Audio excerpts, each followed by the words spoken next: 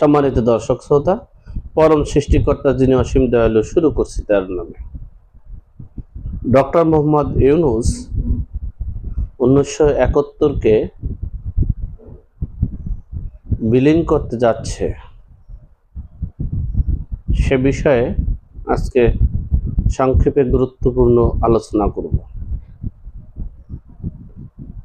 Doctor Mohammad ইউনূসকে voice of America প্রশ্ন করেছিল যে 1971 সালের মহান মুক্তিযুদ্ধের মহানায়ক জাতির জনক বঙ্গবন্ধু শেখ মুজিবুর রহমানের স্মৃতি বিজড়িত জাদুঘরটি যে আগুন দিয়ে পুড়িয়েছে, সে বিষয়ে আপনার কি মতামত?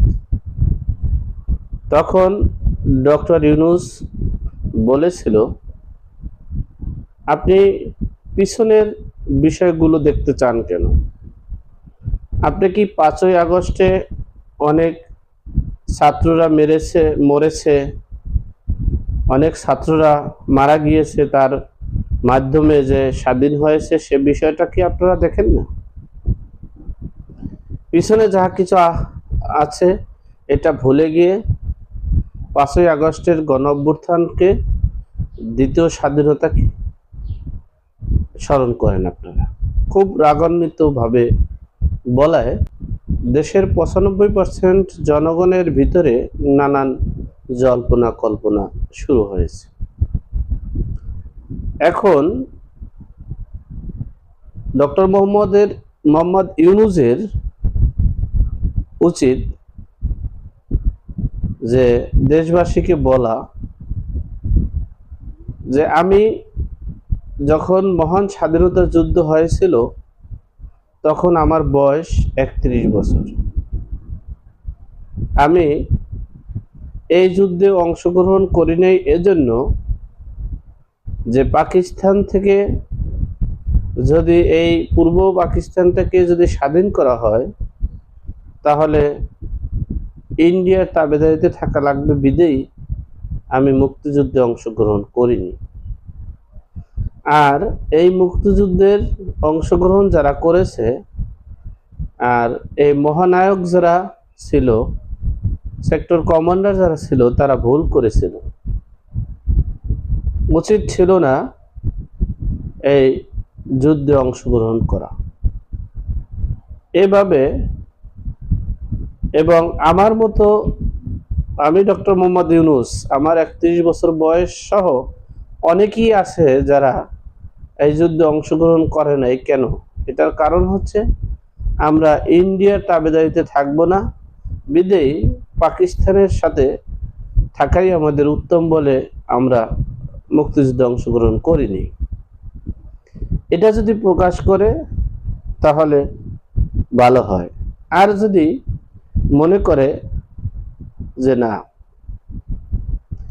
এটা বলবো না, তাহলে আপনি কি করতে পারবেন? আপনার আরেকটা বিষয় আপনি বলতে পারেন যে ভয়েস অফ আমেরিকাতে যে কথাগুলো বলেছিলাম সেটা এই কারণেই আমি বলেছি যে এই বর্তমান বাংলাদেশটা যে অবস্থানে আছে, পাকিস্তানের আন্ডারে থাকলে হয়তো বা আরো ভালো থাকতো। এই মতামতের ভিত্তিতে আমি বলেছি, এটা জাতির কাছে বলতে পারেন। ডক্টর মোহাম্মদ ইউনূসকে একটা কথা আমি বলি, আবেগের মাধ্যম বিষয়টা আপনি অতটা বুঝেন না।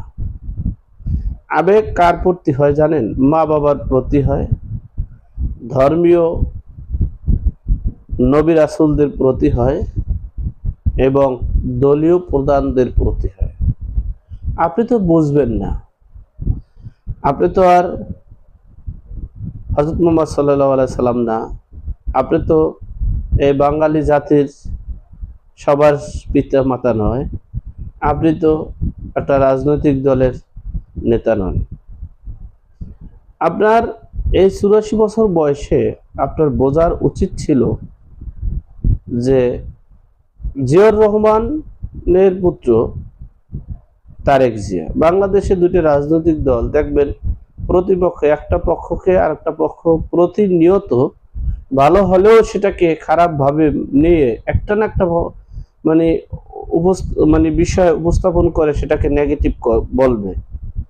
তারপরেও দেখেন এই তারেক জিয়া বঙ্গবন্ধুর মাজার জিয়ারত করতে গিয়েছিল। এরপরে দেখেন আওয়ামী লীগের এই 15 বছরের শাসনামলে আওয়ামী লীগের তৃণমূলেরা বহুত আন্দোলন সংগ্রাম করেছিল জিয়াউর রহমানের মাজারটা ওখান থেকে উৎখাত করে দিব। কিন্তু বঙ্গবন্ধু কন্যা শেখ হাসিনা জানে যে একজন কর্মী নেতার প্রতি কতটা আনুগত্য থাকে, বিদায়ী এই মহান নেতার কবর আমরা এখান থেকে সরানো উচিত হবে না, সেটা তিনি করেননি। এই চিন্তা চেতনা ইউনূসের মধ্যে নাই। কারণ হচ্ছে উনি বিকৃত মস্তিষ্কের একজন ব্যক্তি। ওনার ভিতরে সবসময় পাকিস্তানি তালেবানি তা ভাব ছিল। বঙ্গবন্ধুর জাদুঘর কে নিয়ে ডক্টর ইউনূস যে বিবৃতি দিয়েছে এবং যারা এই আগুন দিয়েছে, ওখানে ডাক ঢোল পিটিয়েছে, তাদের অবস্থা যে কত ভয়াবহ হবে একমাত্র আল্লাহ পাক রব্বুল আলামিন জানে। আল্লাহ তাদেরকে হেফাজত নসিব করে। তারা জানে না বাঙালি জাতির ইতিহাস, তারা জানে না একজন নেতার জন্য, মা বাবার জন্য সন্তান জীবন দিতে পারে না, কিন্তু একজন রাজনৈতিক নেতার জন্য জীবন দিতে পারে তার কর্মীরা। এটা ডক্টর ইউনূস প্লাস ডক্টর ইউনূসের মতাদর্শ যারা আছে তারা জানে না, তারা বুঝে না। সেটা বুঝবে হয়তোবা আমি দেখে যেতে নাও পারি, কিন্তু বাংলার মানুষ দেখবে। এই বাঙালি জাতির স্মৃতি বিজড়িত জাদুঘর 32 নম্বর, যেটাকে বাংলার সকল শ্রেণীর সকল রাজনৈতিক নেতাকর্মীরা, এমনকি আওয়ামী লীগ বিএনপির নেতাকর্মীরাও বঙ্গবন্ধুকে কথা বললে সম্মানের সহিত শ্রদ্ধার সহিত কথা বলে। সুতরাং এর প্রতিফলন, এর বিচার কঠিন থেকে কঠিনতর হবে। ডক্টর ইউনূসকে আমি বলবো, আপনি জাতির কাছে দুইটা পথের একটা পথ বেছে নিয়ে ক্লিয়ার করে নিজেকে সেট করুন, নচেত আর কিছু বলতে চাই না। তবে দেশবাসী এবং সকলকে বলবো, আমাদের সকল বালা মুসিবত থেকে আল্লাহ হেফাজত করুক। 1971 সালের মুক্তিযোদ্ধার চেতনায় কে ধরে নিয়ে দেশকে সামনের দিকে এগিয়ে যাওয়ার প্রত্যয়ে অঙ্গীকারবদ্ধ হবে। ধন্যবাদ সকলকে।